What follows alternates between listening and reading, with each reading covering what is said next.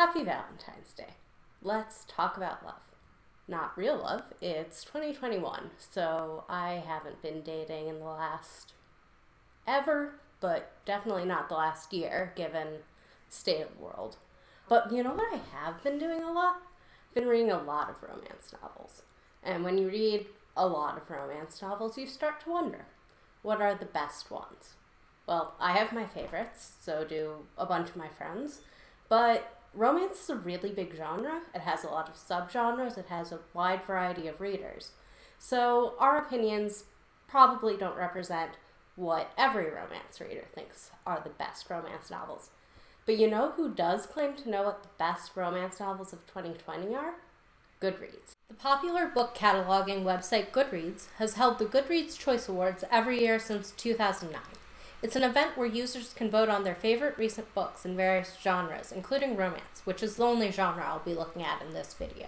In October, Goodreads releases a list of 15 nominees in each genre, nominally based on internal metrics, and users can vote on these books as well as write in their own favorite books from the past year. In the semifinal round, users vote on the top 20 nominees from the first round, typically the 15 initial nominees and 5 write-ins. Then, in the third and final round, users can vote on any of the top 10 books from the semifinal round. Finally, in early December, it's revealed how many votes each book got, and the winners are revealed. So, I read all 10 finalists in the romance category, and, well...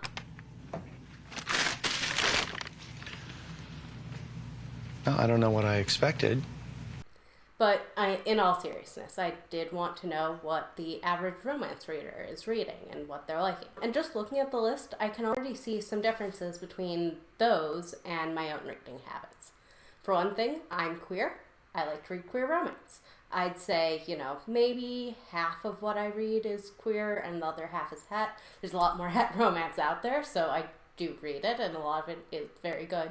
But perhaps unsurprisingly, given what I just said, 9 out of 10 of the books on this list are het, with one book, boyfriend material, focusing on a gay-male relationship.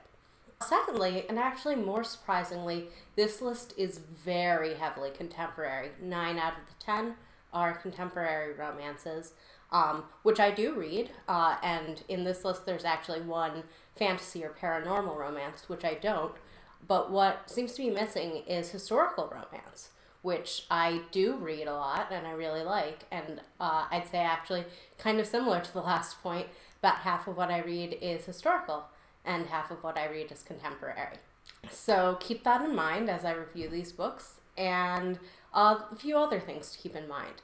These books, as I might have vaguely hinted at, are for the most part not my favorites. There were some I liked, but I'm about to give some negative reviews. This is not meant to be me criticizing the romance genre as a whole. I really like romance. I am a romance reader. I read a lot of romance. And while there's plenty of bad romance novels, including, I would argue, some of the ones I read for this, that's true of every genre. And there's also a lot of very good romance novels out there. And if you did like books that I didn't, that I'm about to talk about, that is great. Clearly a lot of people agree with you, and I'm really happy you read a book you liked. So, don't get too mad at me. We all clear on that? Great. Let's start. So this is the first book. I am working down from 10th place to 1st place, which means that this book had the fewest votes, and I'm not surprised. Not because it was the worst book on the list. I don't think it is by any means. But when I really hate a book, it's usually because it made bold and interesting choices. Bad choices, to be clear. Not choices that I liked. But if I had an opinion on them, if I had an emotional reaction, that means that somebody else could also have an emotional reaction, and that reaction could be positive. This book, I don't think made a lot of those choices. So, You Had Me at Hola follows Jasmine Lin, who is a up-and-coming soap opera actress who has just gotten cast in what is essentially a Netflix adaptation of a telenovela. She's just had a well-publicized breakup, and because of it, she is trying to be more professional and avoid drama and workplace romance. This is harder than it seems because her co-star is very hot, telenovela star Ashton. I will give this book 2 points that I thought were very good. One, a lot of the characters code switched between Spanish and English, and I thought that was really well handled, and it did a really good job of showing that while also making the text completely understandable to people like me who don't speak Spanish. I also thought this book was very good at conveying the sexual tension and attraction between the two leads. Not an emotional connection, really, but sexual tension, they got it. And that's it. And that's kind of the problem. You know, obviously it's good for the main characters in a romance novel to be sexually attracted to each other. It's romance. That's part of it. But when it kind of is the entire crux of the relationship, it really doesn't work for me. Not because, you know, I'm a prude, I don't want sex in a romance novel, that would be kind of ridiculous.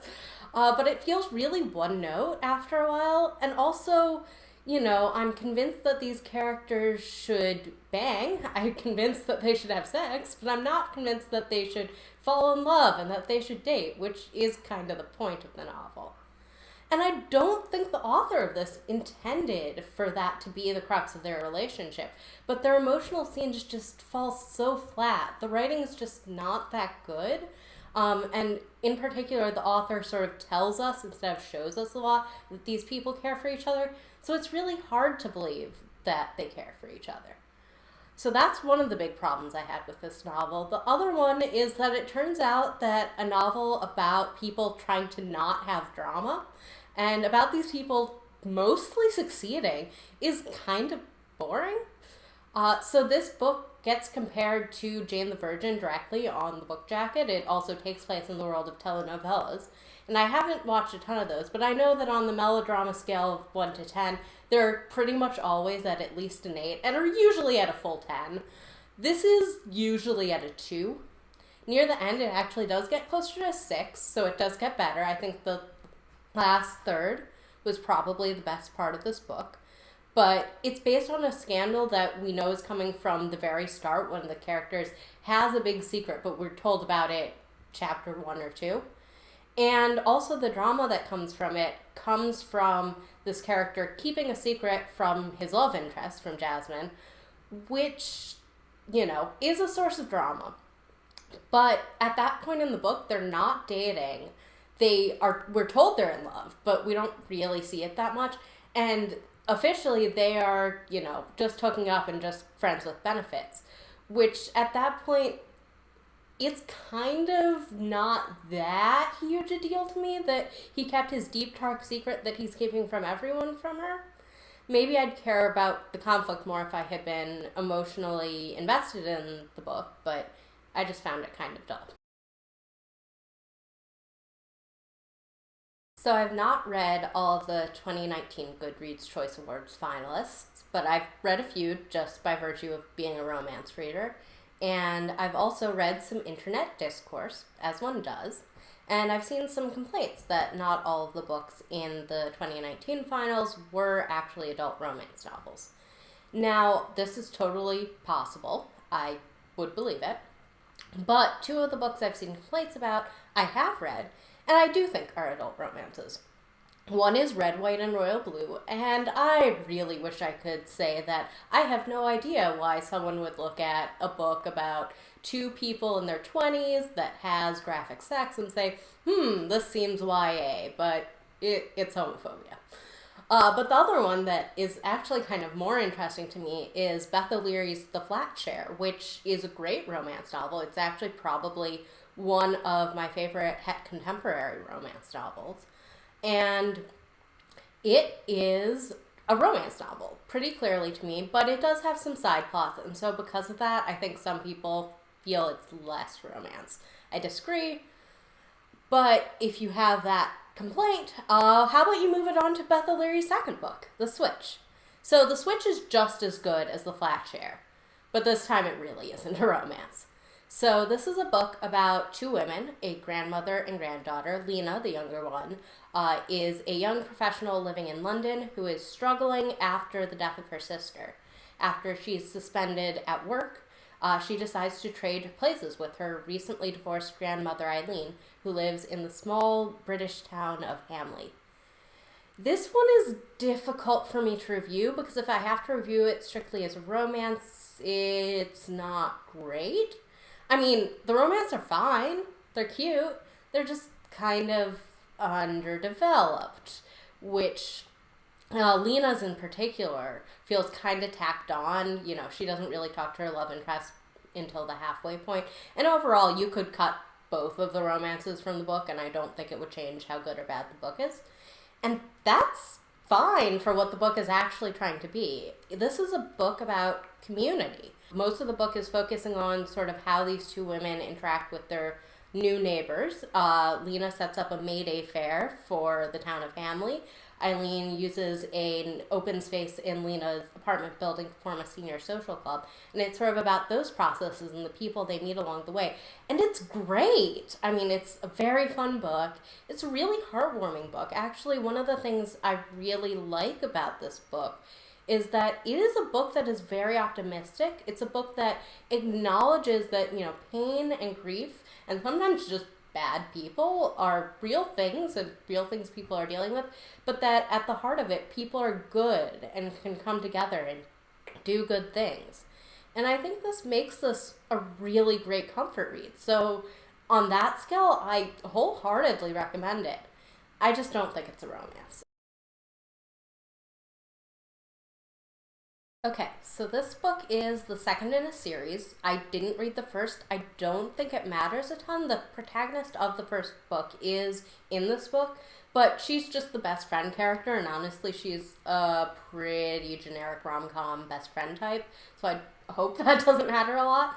The only thing that really seems to matter from the first book is that our main character, Sloane, was dating a guy who was engaged 2 years ago when the first book takes place, and he died tragically in a motorcycle accident. So that sort of sets the scene for the start of this book. So at the start of this book, Sloane, like I said, our protagonist, is grieving and is actually headed back from the cemetery where she's visiting her fiancé's grave when she finds a cute lost dog. She tries to get in touch with the owner. It takes a while because it turns out that it belongs to Jason, this up-and-coming indie rocker, who is currently on tour in Australia. Because he has to keep the dog for longer, they flirt over the phone before they meet in person and start dating. And that's the first third of the book. And I liked that part. I thought their flirting was really cute. I thought their dynamic was really fun. But even then, the cracks began to show. Not big cracks, but little things. Like the tone, it wasn't super consistent. Also, there was a thing where Jason would push at her boundaries, and that would be cool as long as the narrative thought they were unreasonable boundaries for her to have.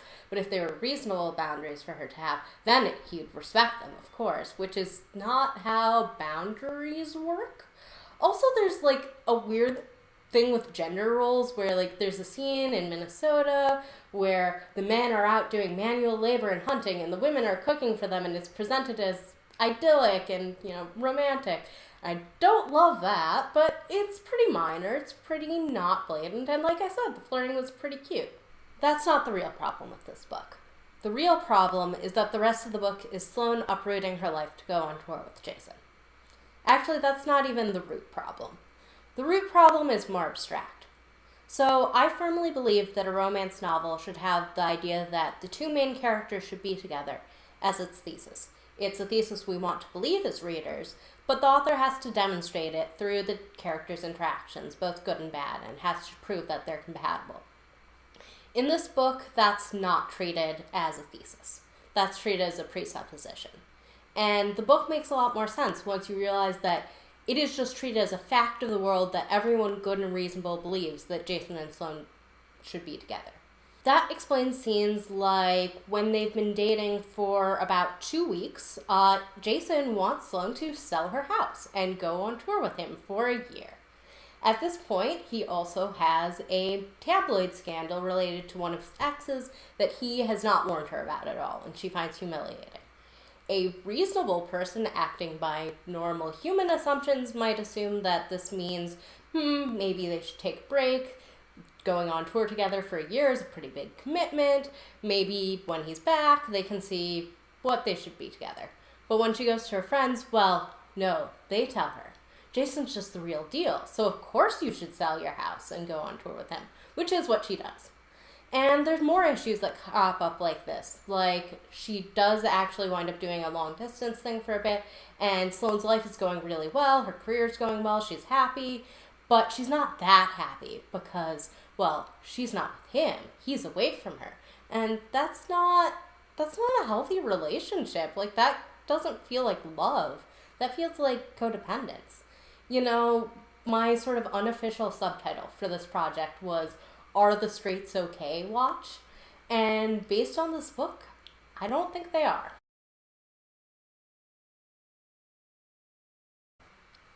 Okay, so I don't know how to review this one exactly because, like with The Switch, I'm having some issues with whether this is a romance. And unlike with The Switch, that one I was pretty certain wasn't a romance. This one's in kind of a gray area. It does kind of hit all the romance plot points, but it really feels like a subplot. The love interest doesn't even become important for the first third of the novel.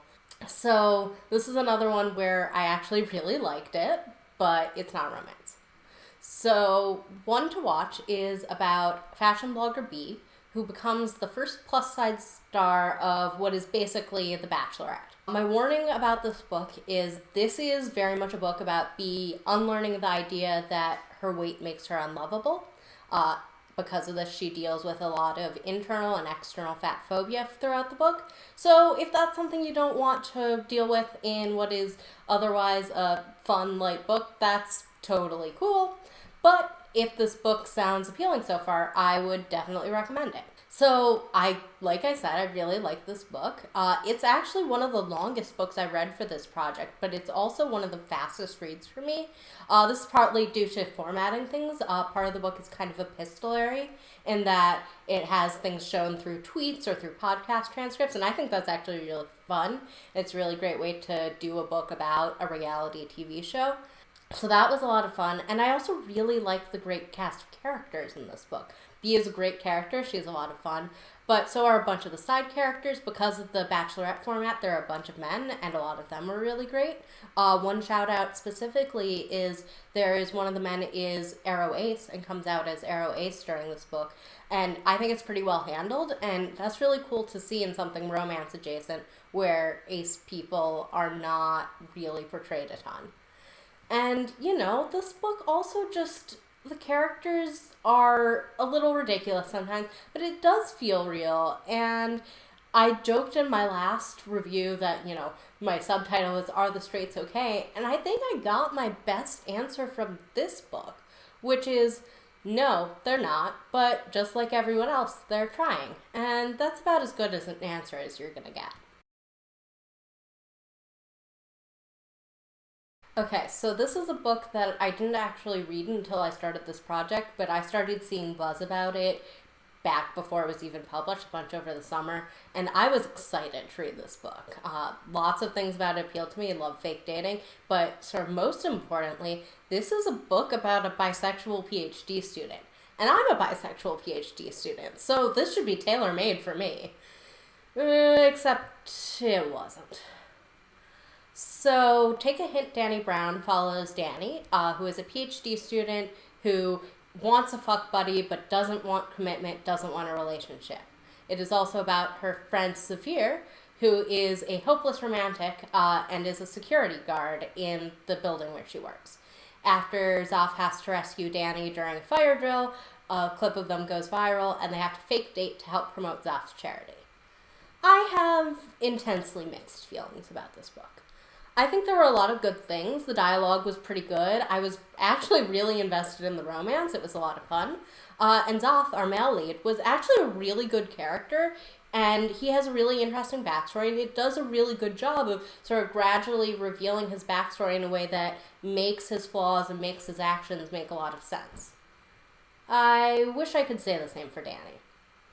So I have a lot of issues with how Dani was portrayed. Some of it is I don't think Talia Hibbert knows a lot about what it's like to be in a PhD program, not because there were huge issues, but there were a lot of sort of minor things that felt off that made me think that, maybe she has it confused with like junior faculty or something, because there were a lot of things like she focused a lot on her plan to get tenure, but never her plan to finish her dissertation, which usually I feel like we're thinking about that before we're thinking about tenure. Also things like, journal articles, which, at least for me, and I think for most PhD programs, are sort of the crux of what you're trying to create for your PhD before you're writing your dissertation, were sort of mentioned as like, oh, of course she did this on the side, which that feels wrong. But that's not actually my biggest problem with Dani's character. That's just even kind of a small complaint. The big problem is that her backstory is handled really weird. So Dani has commitment issues, as I mentioned, and that's a pretty good source for conflict in a romance. But throughout the book, it's presented as just sort of a thing, which is fine.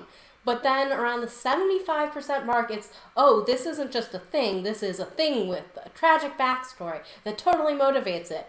But we had no clue this was coming. It was, she had a terrible breakup in the past, but we're kind of hinted that her first boyfriend wasn't great in a very minor way that does not make it seem like it's a major thing before, and that's it.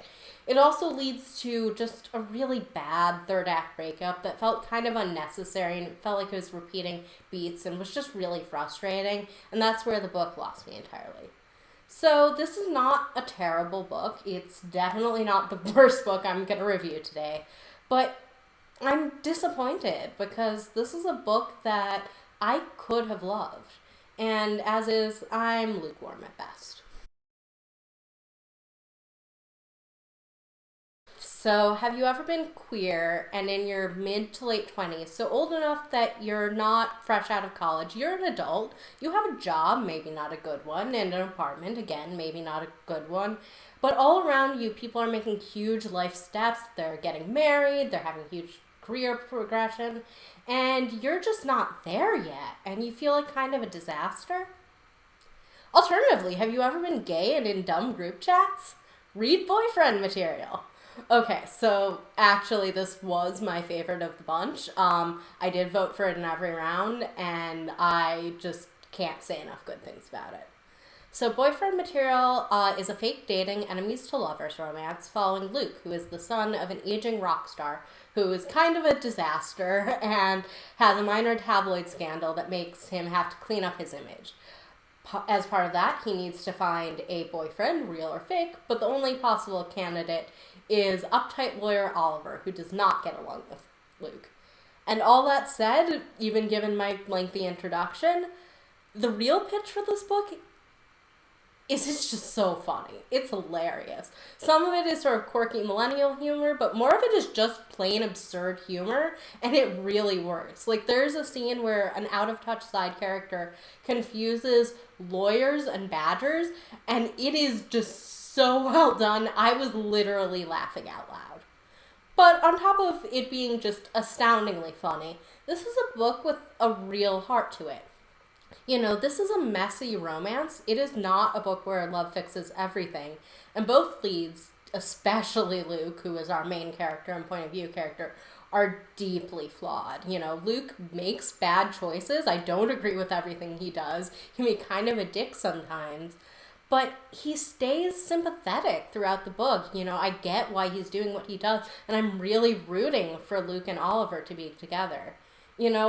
I think, sort of looking back at it, I really did feel seen by this book. And admittedly, I am the target audience. I am a queer 20-something living in a major city. But I think even if you're not, there's something to be gained from this. And overall, it's just a really great book. And if you want a funny, messy romance, I can't recommend it highly enough. So Regretting You, as you can see here, is actually the only book here that I read in a physical copy because of library restrictions, which means that I read it last. Even though it is the freshest in my mind, I don't actually have a lot to say about it. And this feels unfortunate to me because Goodreads users love Colleen Hoover, who wrote this book. This is actually the first year since 2013 that she hasn't been either first or second in this category. And this is the first book I've read by her. And I think it's probably going to be my last. So I think one reason that Colleen Hoover is so popular on Goodreads is that she does write things that appeal to YA readers, which there are a lot of, either by having books that are new adult, which this isn't, or this one, which is just part YA. I'd say this book is equal parts adult romance, YA romance, and contemporary women's fiction. That means I'm not mad it's in this adult romance category. I don't think it was necessarily a great book choice to try to be all things to all people. But on the other hand, I found all three plots equally mediocre, so it's hard to say that if it had focused on one, it would have been a better book. So Regretting You follows a mother and daughter. It follows Morgan, who got pregnant as a teenager and then spent her entire adult life being a stay-at-home mom. And it follows Clara, her teenage daughter, who wants better and has big dreams of being an actress, despite her parents' disapproval. After a tragic accident kills someone in their family, the two of them both find love individually but clash with each other. I think this is a book with actually a really interesting setup because there is a major character death so early, and because some secrets are revealed to some people early on. There's some really interesting character dynamics that are set forth, and the book could have done something interesting with them. I don't think it does. These mostly just sort of play out by Morgan and Clara, mostly Clara, which is fair because she's the teenager, just kind of being petty and spiteful, but in ways that will make each other mad and sort of compound the problem, but don't have other real interesting consequences, so it's mostly just kind of frustrating. And on top of that, because so much of this was focused on the interpersonal conflict, it would have been maybe better if I'd cared about these characters, but they just feel kind of generic. Like, Claire's, your typical teen with big dreams. Morgan's your typical mom who didn't live hers. Miller, who is Claire's love interest, is, the guy who seems like a bad boy and parents don't approve, but actually he's never done anything wrong ever in his entire life, I think. And Jonah, who's Morgan's love interest, is, this emotionally repressed but totally responsible and mature guy. And these are all just sort of generic archetypes. Like, it's clear what archetypes they are. They're just not very interesting. And other traits on top of that are things that are really barely personality traits. Like, Miller really likes lollipops and hates the color orange. And the book will treat these like these are big, important character traits. But they're not. I don't know. It feels like almost this was written so that people could sort of project onto them because of these base archetypes, which maybe works for some people, but it just didn't work for me. In 5 years, 37,000 people voted this as the best romance novel of 2020. And I hate it. I hate the book, but I also hate that they voted for this because it's not good. It's not a romance. It was published in 2020, so I guess I'll give them 1 out of 3. So I've talked before about books that are sort of ambiguously not a romance, that I would say are not a romance, but it's complicated. This one is not complicated, There's certain things that a romance just has to have to be a romance. One is your main character needs to fall in love or be in love, be involved in a romantic plot. That doesn't really happen here. The other thing is, I'd say, and this is a little more controversial, but I actually stand by it, romance needs a happy ending. Or, a happily ever after or a happy for now of some sort. This does not have that. So this is just literary fiction. And in fact, it is the worst kind of literary fiction. It's the kind of literary fiction that people who like to make fun of literary fiction make fun of. It's the kind about rich people with pretty good lives deciding whether they should cheat on their partners.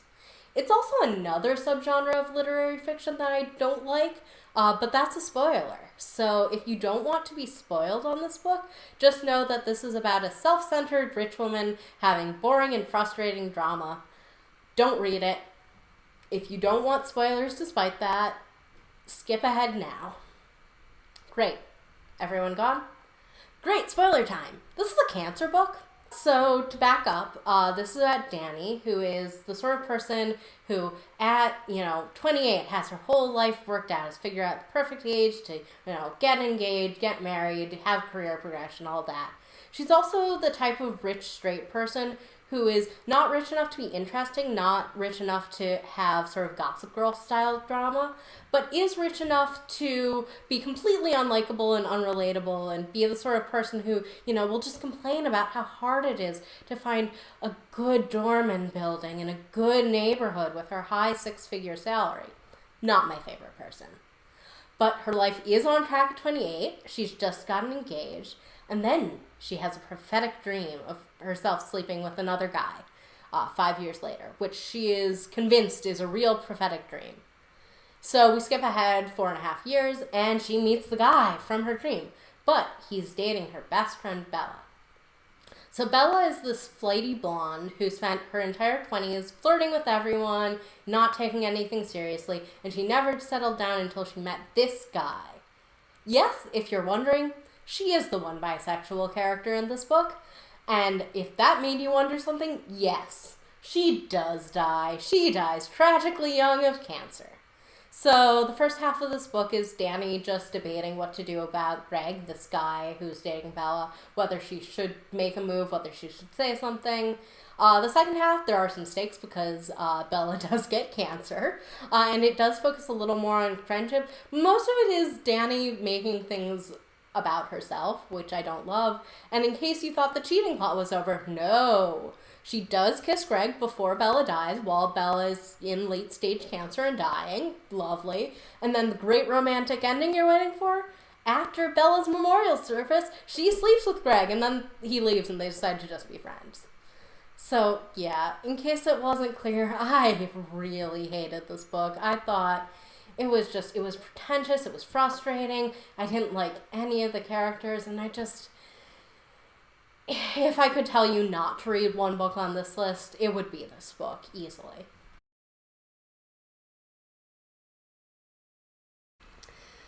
So if you asked me at the start of December which book I thought would win, I would have said Beach Read, easily. Not because it's my favorite here, but it's just really hard to imagine a romance reader who wouldn't like it. In fact, if you haven't read it and you've gotten this far in the video, stop watching, go read Beach Read, you'll like it. But in case that wasn't a very convincing argument, here's an actual summary. So Beach Read follows January, who is a young romance author who moves to her father's lake house after his death. Her new neighbor turns out to be Augustus, who is her college rival, but also an acclaimed literary fiction author. Since they're both facing writer's block of a sort, they decide to trade genres and see how that goes. This is just a really well-written romance. It really gets the rivals to lovers dynamic really perfect. It shows that they are rivals, they see each other that way, but they do care about each other, and also they've been attracted to each other for years, which is a lot of fun.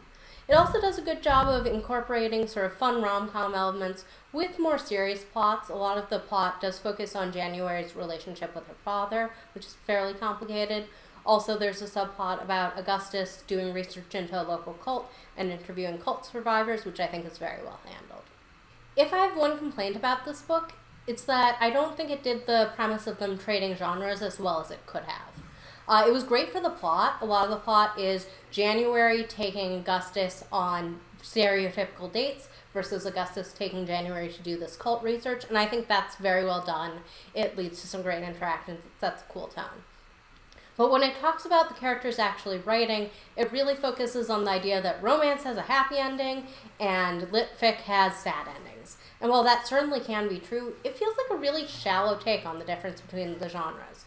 At the end of the book, they sort of meet in the middle, which is great, and neither does the other's genre perfectly, which is also great. It really fits the tone of the book.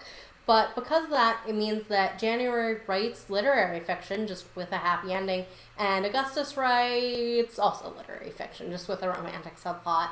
And that feels kind of disappointing in a romance novel that sort of should champion romance novels. That said, it really was a minor complaint. Overall, I really enjoyed this book and would highly recommend it.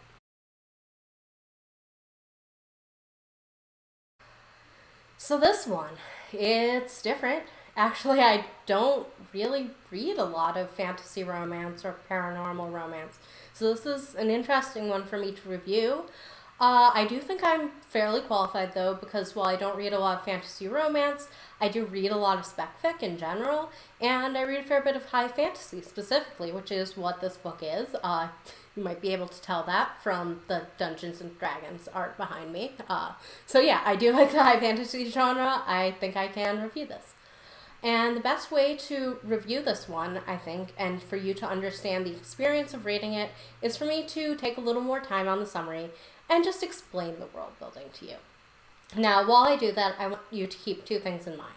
One, this is not presented up front. This is doled out in random portions throughout the first 40% of what is quite a long book. Secondly, this is mostly a lie.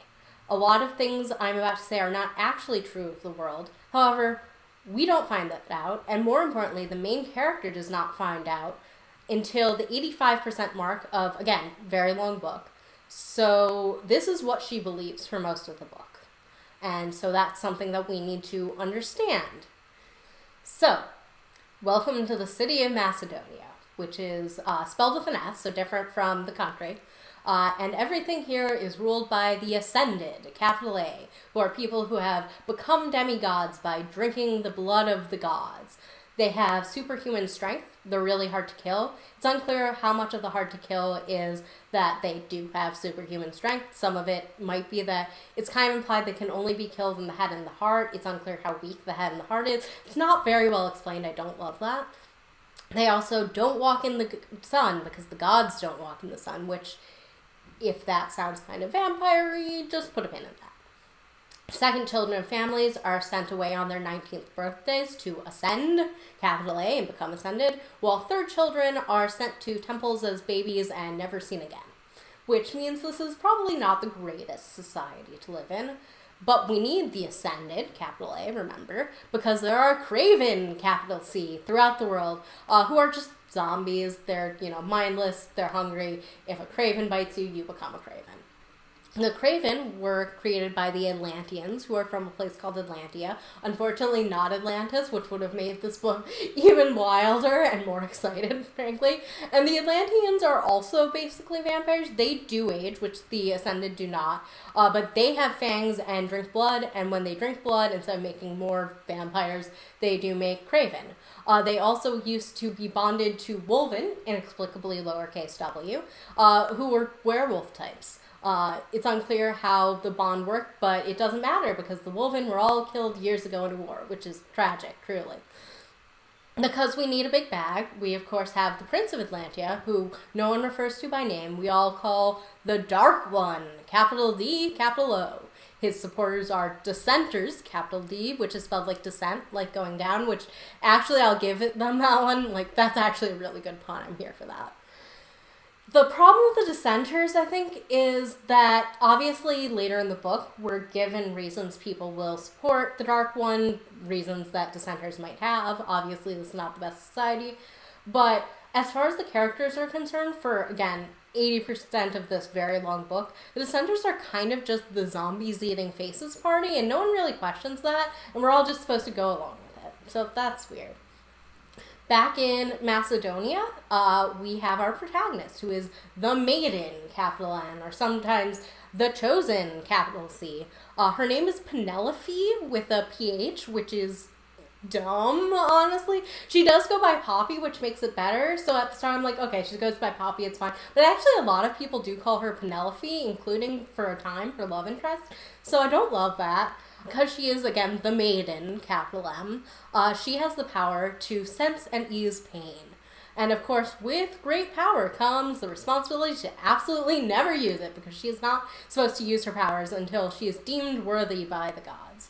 And she needs to be worthy to ascend, and as part of that, she can't use her powers, but also she's not really supposed to interact with anyone at all. Obviously, there's the whole, maiden virginity thing, but that really incorporates more. She's not supposed to talk to anyone. She's not supposed to really interact with people, touch people, definitely not kiss or have sex. And this is very important because if she is not found worthy, she will not ascend, and she does know she will be exiled and probably killed. She's also told that her ascension is really important because it ensures the future of the kingdom. How? I mean, again, we find out at the end, but she doesn't know. We're not really explained. We're just supposed to go along with it. She goes along with it, except she doesn't. Like I said, she doesn't know the future of the kingdom thing, but she does know that she will be killed if she's not found worthy. That's an issue. And despite that, she breaks every rule. Like, seriously, every rule. She doesn't have sex immediately. She does eventually, because this is a romance novel. But she almost has sex in chapter 1. She does kiss someone in chapter 1. So she doesn't care about these rules. It's kind of weird. Also, just to be clear, because she is special and chosen, a bunch of the nobles, including the Duke, hate her. Again, we're not really given a reason, or we are sort of implied at the end, but in the meantime, we just kind of think it's because she's special and chosen. So that's the world building. Oh, also there are bar rats, which are basically just the rodents of unusual size from Princess Bride, but they're only in one scene, so not super important. So my issue with this book actually isn't how wild the world building gets in some places with the sort of 2 different types of vampires. That's, fine. I actually kind of wish the book had leaned more into the wild world building. My favorite scene of the entire book is that there is a sex scene someplace called the Blood Forest where the ground is covered in bones, and that's metal. I'm into that. Go wild. Go big or go home. My issue is the fact that it went home instead of going big. This is really not a book that calls for a ton of world building. It's a pretty standard sort of rebellious princess and meets sexy bad boy type romance. And the romance was fine. It wasn't great, but Poppy and her love interest Hawk do have a fun dynamic. They banter really well. It does cause some issues, especially because they can be so quippy that serious scenes often don't work very well. But I did like it. And I think there's a version of this book I would have liked. Not loved, but liked. But I spent so much time slogging through all this world building. And so much of it wasn't necessary. The maiden thing especially, it's presented as a huge thing, but she ignores it so much. And really, even the people around her, they think she'll die if she doesn't follow these rules. But when she breaks them, they sort of say tee-hee and give her a slap on the wrist. And that doesn't make sense to me. You could have just sort of made her an actual rebellious princess or something along those lines. And it would have worked just as well to have, overprotective Duke who hates her. And it would have been fine without this extra world building. I don't know. People love this book, so good for the author. And I do see some appeal. The last 15% actually, after we get the world building reveals and we get some more adventure-y elements, I think that was actually pretty fun. And if that reveal had come a lot earlier, I think there's potential there. So I think there's a decent 300 or 400 page book that could have been made out of the 650 page book, but it would have had to cut the world building a lot, and I did not enjoy the book I read. So that's it. That's all the books. And if I have one conclusion here, let romance be weird. I made it pretty clear that I didn't like From Blood and Ash, but if you're going to present people with 9 contemporary romances, some of which aren't even romances, frankly, and then you present them with 1 fantasy romance, a lot of people are going to choose the fantasy romance. And I think it's good that people want this variety. Romance is becoming more respected as a genre, I've noticed, in the very recent past, and it's getting better marketing. And this is great. But I don't think it's great if we're going to leave historical romance and paranormal romance and things like that behind. I don't want to just promote the books that are closest to contemporary or literary fiction to the point where, again, some of these just are contemporary or literary fiction, which is its own genre. I hope I've made it clear throughout here, I love romance. I even like contemporary romance a lot. I enjoyed several of the books here. I hope I made that clear. But one of the reasons I love romance is I love reading about people falling in love in all sorts of times and places with different subplots and circumstances. And if we're presenting the best romance of 2020 as just people falling in love in modern settings while dealing with sort of modern issues related to their jobs or their families, that's a disservice to both readers and authors. It doesn't show people just how varied and interesting a genre romance can be. So that's it. Thanks for watching. If you've inexplicably watched all of this, let me know what your favorite romances of 2020 were, because I kind of hope a lot of them were not on this list.